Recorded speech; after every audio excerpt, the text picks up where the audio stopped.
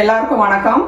இன்னைக்கு புஷ்பாம்மா சேனலில் ஒரு சூப்பரான ஒரு சமையல் தான் செஞ்சு காட்ட போகிறேன். நம்ம பாரம்பரியமான சுவையில் ஒரு கருவாட்டு குழம்பு செய்ய போகிறேன். நெத்திலி கருவாடு வாங்கி வச்சுருக்கேன். அது கூடவே மொச்சக்கட்டையும் போட்டு கருவாட்டு குழம்பு செஞ்சு பாருங்கள், சூப்பராக இருக்கும். நம்ம என்னென்ன அதுக்கு காய்கறிகள் என்னென்ன பொருட்கள் நம்ம வாங்கி வச்சுருக்கோன்றதை நான் உங்களுக்கு காட்டுறேன். வாங்க வீடியோக்குள்ளே போகலாமா?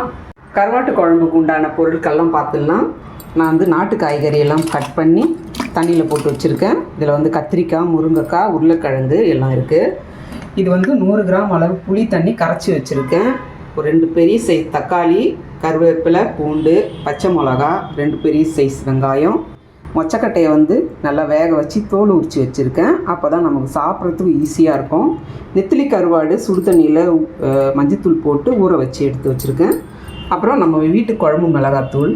இதுதாங்க இதுக்கு தேவையான பொருள். இப்போ வந்து செய்முறை எப்படின்னு பார்க்கலாம். இப்போ ஒரு கடாய் வச்சு ஒரு 50 கிராம் எண்ணெய் ஊற்றி வச்சுருக்கேன். எண்ணெய் கொஞ்சம் நல்லா சூடானதும் கொஞ்சம் வெந்தயம், கொஞ்சம் கடுகு, இதெல்லாம் பொரிஞ்ச உடனே கடுகு வெந்தயம்லாம் பொரிஞ்சிடுச்சு. ஒரு பூண்டு, கருவேப்பிலை, பச்சை மிளகா, அப்புறம் வெங்காயம் நல்லா வதங்கணும். வெங்காயம் வதங்கிடுச்சு. அடுத்து தக்காளி போட்டுக்கலாம்.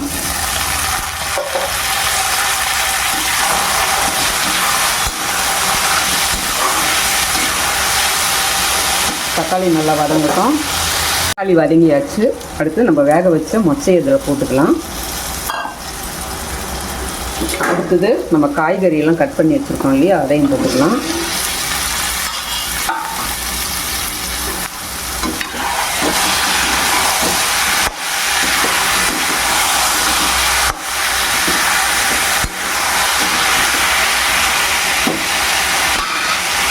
நல்லா வதங்கட்டும். காய்கறியெல்லாம் நல்லா வதங்கியாச்சு. அது கூடவே கொஞ்சம் மஞ்சள்தூள் போட்டுக்கலாம். தேவையான அளவு மிளகாத்தூள் போட்டுக்கலாம். காரத்துக்கு ஏற்ற மாதிரி போட்டால் போதும். அது கூடவே கரைச்சி வச்சு நம்ம புளி தண்ணி ஊற்றிக்கலாம்.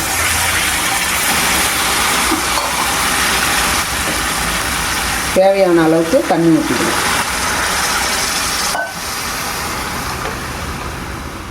அப்புறம் உப்பு. கருவாடு போடுறதுனால உப்பு கொஞ்சம் கம்மியாகவே போட்டுக்கோங்க.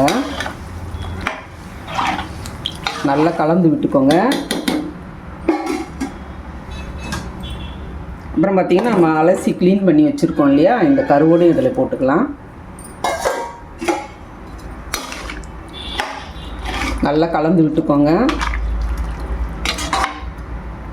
குழம்பு ஃபுல்லாக ரெடி ஆயிடுச்சு. உப்பு காரம் எல்லாம் கரெக்டாக இருக்கான்னு பார்த்துக்கோங்க. அளவான தண்ணி தான் ஊற்றிருக்கேன். கரெக்டான அளவு தான் இது. உப்பு காரம் எல்லாம் கரெக்டாக இருக்குது. இப்போ இதை வந்து மூடி போட்டு ஒரு 10 நிமிஷத்துக்கு கொதிக்க விடுங்க.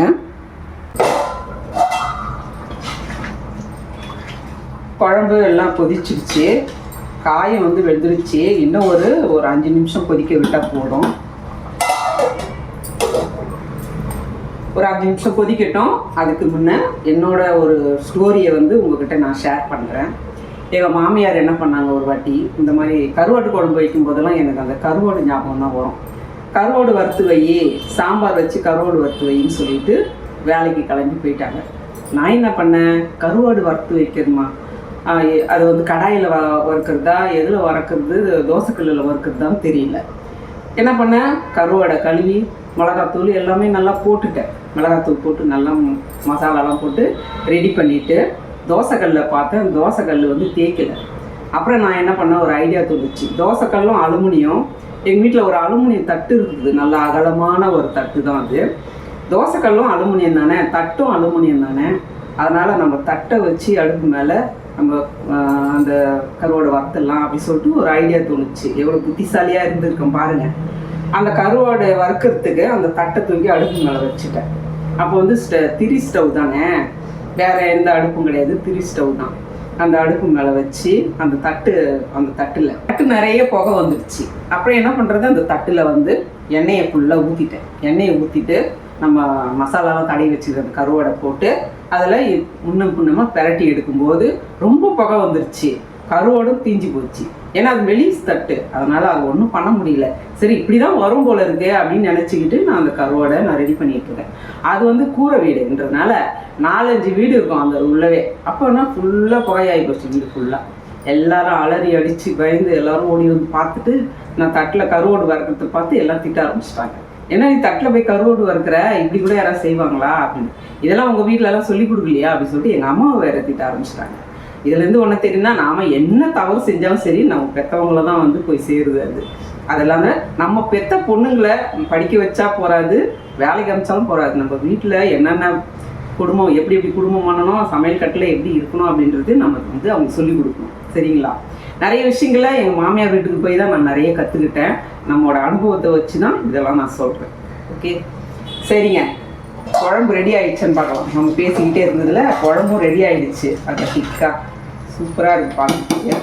இன்னும் ஒரு 2 செகண்ட் சிம்மில் வச்சு அப்படியே மூடி வச்சுருவோம். குழம்பு ரெடி ஆகிடுச்சான்னு நம்ம வந்து இப்போ ஓப்பன் பண்ணி பார்க்கலாம். குழம்பு சூப்பராக ரெடி ஆகிடுச்சு. நெத்திலி கருவாட்டு குழம்பு அருமையாக இருக்குது பாருங்கள். இந்த மாதிரி தான் இருக்கணும். நல்லா காயம் கருவோடுமா நல்லா செதுற இந்த மாதிரி தான் குழம்பு இருக்கணும். அப்போ தான் நம்ம வந்து சாப்பாட்டில் ஊற்றி சாப்பிட்றதுக்கு ரொம்ப டேஸ்டியாக இருக்கும்.